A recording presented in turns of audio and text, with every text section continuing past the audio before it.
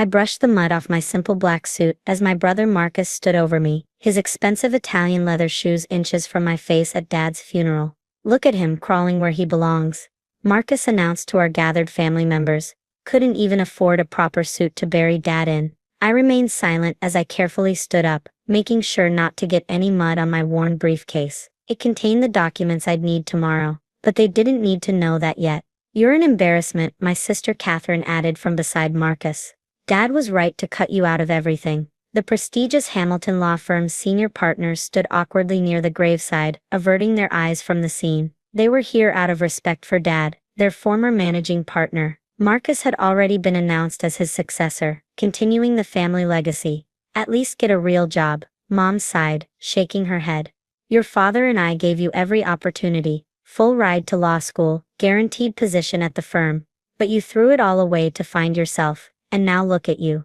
Wearing a $100 suit to your own father's funeral." I maintained my calm expression as I always did. They had no idea I'd spent the last 5 years building my own legal empire, while working from a tiny office across town. Dad's death had activated the final phase of my plan. "I think it's best if you leave," Marcus declared, straightening his $5,000 suit. "We have important firm business to discuss with the partners. You know, actual lawyer things that matter." I nodded quietly. "Of course. I understand completely. And don't come crawling back asking for money," Catherine added. "The firm is family only now. Marcus is managing partner, and I'm head of litigation. There's no place for failures here." I picked up my mud-stained briefcase and turned to leave. Behind me I could hear Marcus already discussing tomorrow morning's critical partnership meeting, where he'd officially take control. What they didn't know was that I'd spent the past 5 years secretly acquiring controlling interest in the building that housed Hamilton Law through an obscure holding company. I'd also been buying up the firm's debt and establishing myself as a legal powerhouse under a different name. Tomorrow morning would change everything. The partnership meeting was scheduled for 9 a.m. sharp. Marcus had invited every senior partner to witness his ascension to managing partner. I headed to my modest apartment above the small legal aid clinic, where I appeared to work. Inside, I carefully removed my muddy suit and changed into fresh clothes. The mud-stained briefcase had been for showed my real documents were safely stored in my office safe. I reviewed the paperwork one final time: deed to the building, controlling interest documentation, proof of my string of high-profile legal victories under my other professional identity, and the announcement of my firm's merger with Hamilton Law that would be revealed tomorrow. My phone buzzed with texts from Marcus and Catherine, mocking my pathetic departure from the funeral. I left them unread. They'd have plenty to say tomorrow. I spent the evening preparing for the morning meeting, ensuring every detail was perfect. The partners would all be there, eager to witness the family succession. They had no idea they'd be meeting their actual new boss. Looking out my window at the city lights, I thought about Dad. He'd always favored Marcus and Catherine, grooming them to take over while dismissing my different approach to law. He never knew I'd built something far bigger than Hamilton Law could ever be. Tomorrow would change everything, not out of revenge, but necessity. The firm needed new leadership to survive in today's legal landscape. Marcus would destroy it within a year with his outdated methods. I set my alarm for 6 a.m. and went to bed early. I wanted to be perfectly calm and composed for the morning's revelation. The partners would be gathering at 9 a.m., expecting Marcus's coronation as managing partner. Instead, they'd meet their firm's new owner and real managing partner. The look on my family's faces when they realized who actually controlled Hamilton Law would be quite something. But first, I needed sleep. Tomorrow would require perfect composure and calm as years of careful planning finally came to fruition. I arrived at Hamilton Law at 8:30 a.m., deliberately early. The security guard barely glanced at me as I entered through the side entrance, assuming I was just another low-level employee starting their day. The conference room on the top floor was already being prepared.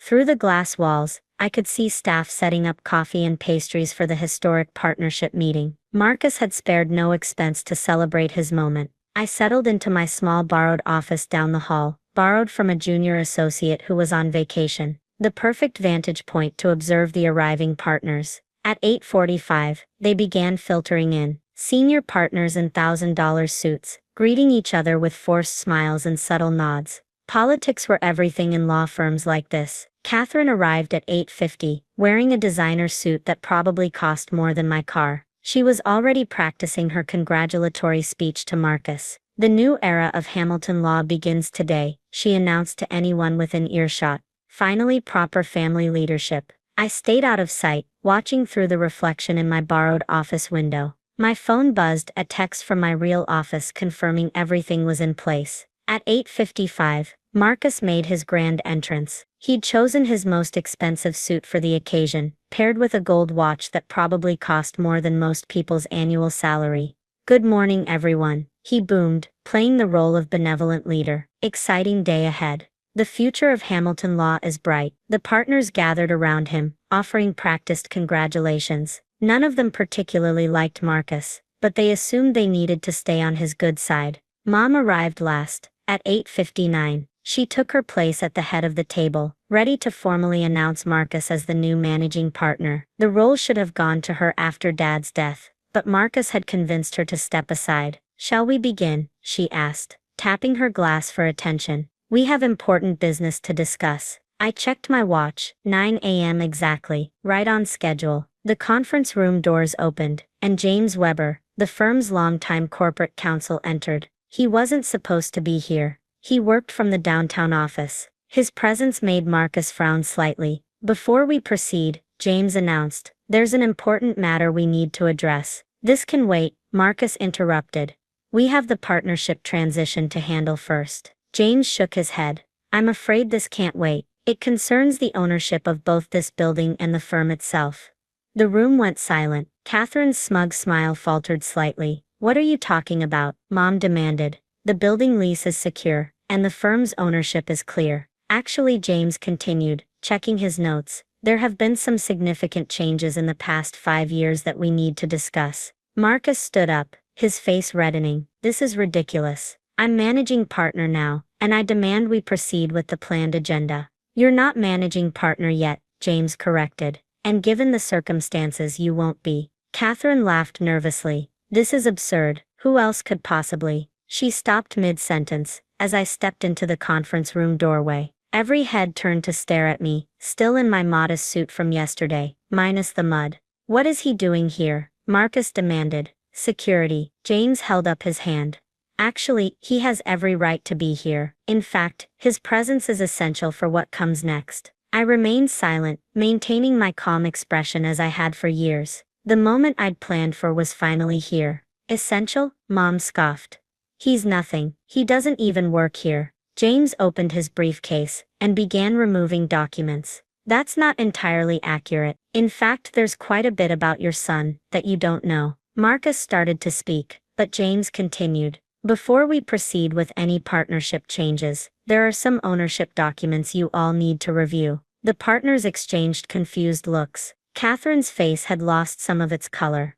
"What ownership documents?" she demanded. James smiled slightly. "Well, for the past 5 years, there have been some interesting developments regarding both this building and Hamilton law itself. Developments that will significantly impact today's meeting." I took my place at the conference room table, directly opposite Marcus. He glared at me with a mixture of confusion and anger. "This is a waste of time," he declared. "I'm managing partner now, and I demand—" "Actually," James interrupted, "you might want to wait before making any demands. There's someone else you all need to meet first." The room fell silent again, as James turned to face me. The moment of revelation was seconds away. I maintained my composed expression, even as I saw the first flicker of worry cross Marcus's face. Everything was proceeding exactly as planned. "Ladies and gentlemen," James began, "allow me to introduce Alexander Chen, founder of Chen Legal Group, and as of last month, majority owner of both this building and Hamilton law firm." The silence in the room became deafening. Marcus's face went from red to pale in seconds. "That's impossible," Catherine whispered. "He's nothing. He works at a legal aid clinic." James began distributing documents to the partners. "Mr. Chen has spent the past 5 years building one of the most successful litigation firms in the country, operating under a different name. His firm has won over $2 billion in settlements last year alone." Mom grabbed the papers with trembling hands. "This can't be real." "I assure you it is," James continued. Through a series of strategic acquisitions, Mr. Chen has acquired 67% ownership of Hamilton Law. He also owns this building through his holding company, Summit Properties. Marcus snatched the documents, his expensive watch catching the morning light. This is a joke, some kind of fraud. Actually, a new voice spoke up from the doorway. It's all perfectly legitimate. Sarah Martinez, the State Bar Association president, stepped into the room. Her presence caused several partners to straighten in their chairs. Mr. Chen's firm has the highest success rate in the state, she announced. His pro bono program is considered a model for the industry. We've been trying to convince him to join the bar's executive committee for months. Catherine slumped in her chair. But, he's just what? Another voice joined in. Michael Thompson, editor of Legal Weekly, entered with a photographer. The youngest lawyer to win 3 Supreme Court cases. The architect of the Jensen settlement that changed corporate law. Marcus was frantically flipping through the documents. But the family controls Hamilton Law. We always have. Not anymore, James stated firmly. Mr. Chen's acquisition was completed last month, following your father's passing. The papers have all been filed and verified. I finally spoke, keeping my voice calm and level. The firm needs modernization. New direction. Your methods are outdated, Marcus. You would have bankrupted Hamilton Law within a year. You can't do this. Marcus shouted, standing up so quickly his chair fell backward. We're family.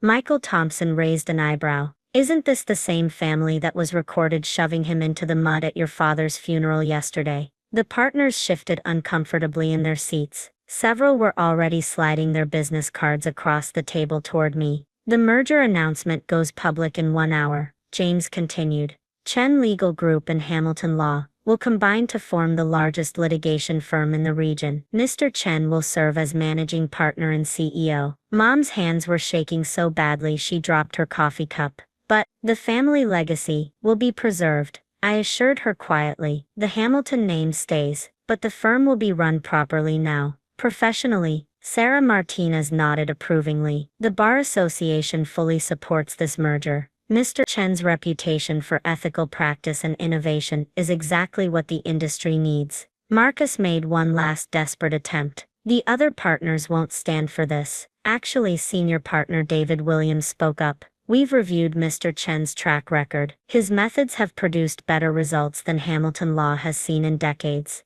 The partnership committee voted unanimously this morning to approve the merger. Catherine's designer suit suddenly looked wilted. But where? How did you get the money to? The Jensen settlement, Michael Thompson explained. Plus a series of brilliant corporate acquisitions. Mr. Chen's net worth exceeded your entire family's 3 years ago. You just never knew because he operated under different names. I stood up slowly, straightening my modest suit. The firm's pro bono program will be expanded. Merit-based hiring will replace nepotism. And yes, Marcus, the dress code will allow suits under $5,000. Several partners actually chuckled at that. Marcus looked like he might faint. Security, he tried one last time, has already been updated on the new ownership structure. James replied calmly. In fact, Mr. Chen's name is on their paychecks as of this morning. I picked up my briefcase, the same one they'd seen covered in mud yesterday. The partnership meeting will reconvene at 2 p.m.